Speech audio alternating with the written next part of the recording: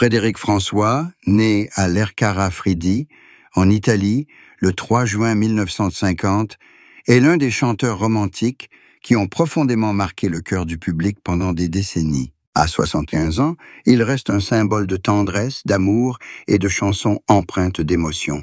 Mais derrière les projecteurs, derrière ce sourire chaleureux et cette élégance, se cache une vie marquée par la tristesse, les échecs, les soucis et des blessures difficiles à guérir. Il a dit un jour que la musique était pour lui à la fois un refuge et un miroir reflétant les hauts et les bas de son âme, où il dissimule la douleur silencieuse d'un homme qui a consacré sa vie à l'art et à l'amour. Frédéric François a commencé sa carrière très jeune, animé par le rêve de rendre la musique accessible à tous.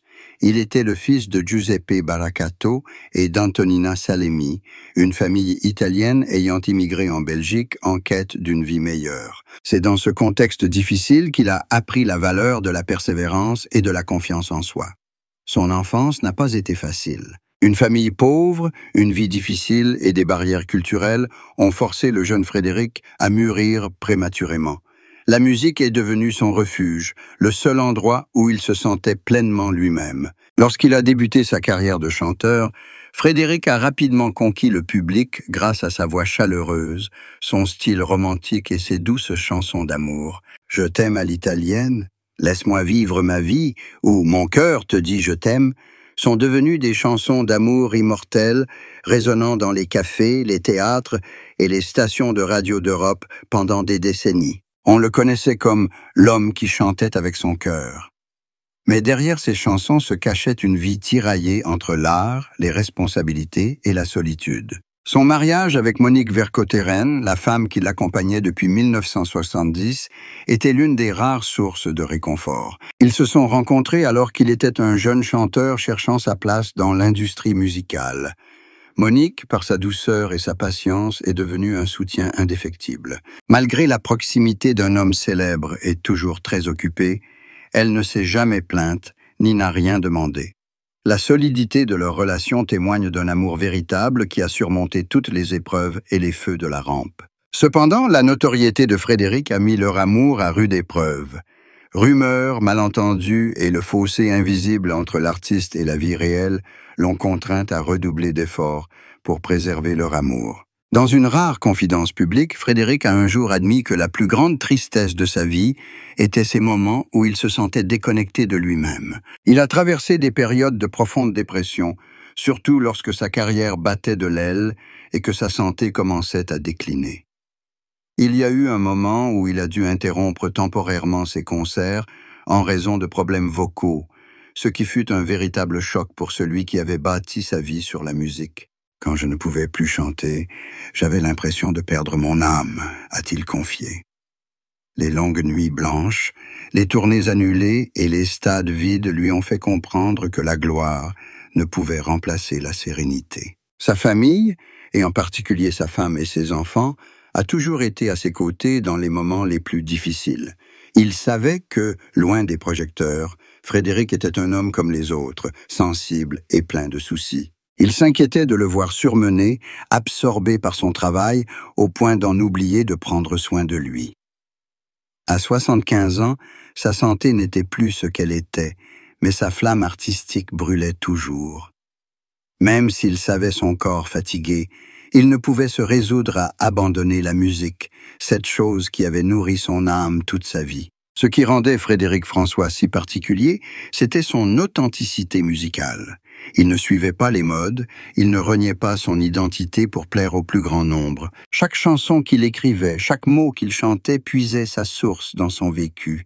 Le public ressentait ainsi sa sincérité et sa proximité. On l'aimait non seulement pour sa voix, mais aussi parce que chacun se reconnaissait dans les histoires d'amour, de séparation et d'espoir qu'il racontait en musique. Pourtant, sa vie n'était pas un long fleuve tranquille. Pendant des années, Frédéric a connu une terrible solitude. Malgré l'entourage de ses fans, amis et collègues, il ressentait un vide immense, impossible à combler. Peut-être à force d'aimer la musique, avait-il fait trop de sacrifices. Sa jeunesse, sa santé, et même des moments de paix en famille. Chaque fois qu'il montait sur scène, les projecteurs illuminaient son visage, Mais une fois le spectacle terminé et le silence retombé, il prenait conscience du vide de l'artiste. Pourtant, Frédéric ne s'est jamais laissé abattre. Il disait toujours que la musique était sa façon de se guérir. Quand il souffrait, il composait. Quand il se sentait seul, il chantait. C'est ce processus créatif qui l'a aidé à retrouver la foi et la paix.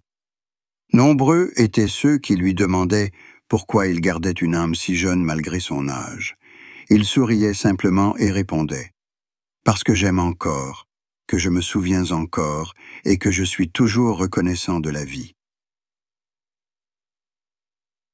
Pour lui, l'amour n'est pas seulement l'amour entre deux personnes, mais aussi l'amour de l'art, du public et des simples instants de la vie. Il aime le rire de sa femme après de longues journées épuisantes. Il aime le matin quand le soleil inonde le bureau. Il aime l'odeur du bois de sa vieille guitare à laquelle il est attaché depuis plus de la moitié de sa vie. Toutes ces choses l'aident à surmonter la tristesse, à comprendre que le bonheur ne réside pas dans la perfection, mais dans l'authenticité. S'il faut parler de sa plus grande tristesse, c'est peut-être de voir le temps emporter peu à peu ses proches et de constater que l'âge rend ses mains moins habiles qu'avant.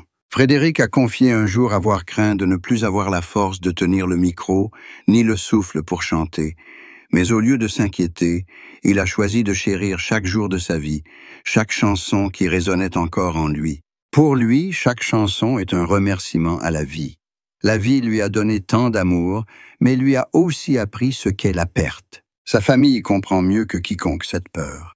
Elle l'encourage sans cesse, lui rappelle constamment de se reposer, mais ne bride pas sa passion. Pour eux, le voir chanter et sourire est une source de bonheur. Car même si l'âge l'a affaibli, il reste au fond de lui un artiste de l'amour qui a apporté de la joie à de nombreuses générations. À 75 ans, Frédéric François ne recherche plus la gloire ni les feux de la rampe. Il aspire aux choses simples, un après-midi paisible avec sa femme adorée, un repas chaleureux en famille, ou tout simplement s'asseoir près de la fenêtre, regarder la pluie tomber et laisser libre cours à son imagination au rythme de chaque goutte. Sa vie est désormais une douce mélodie, silencieuse et pleine d'émotions. On peut dire que la vie de Frédéric François est la preuve vivante que, quelles que soient les épreuves traversées, le bonheur reste possible si l'on garde espoir et gratitude. Il a vécu en accord avec ses principes, sans se plaindre, sans se lamenter, poursuivant simplement son chemin avec la musique, avec l'amour, avec un cœur meurtri, mais qui savait encore aimer. Avec le recul, Frédéric François ne voyait plus les blessures, mais seulement les souvenirs. Il savait que toute tristesse finirait par s'estomper, mais que l'amour qu'il avait donné demeurait. Et peut-être est-ce là ce qui faisait de sa vie, malgré ses hauts et ses bas, la plus belle des chansons d'amour, discrète et profonde, à l'image de l'homme lui-même. À 75 ans, Frédéric François a conservé l'esprit d'un jeune artiste. Malgré les nombreuses épreuves qu'il a traversées, il a gardé un cœur tendre, non endurci par le temps. Ce qui le distingue peut-être, c'est sa capacité à transformer la tristesse en inspiration.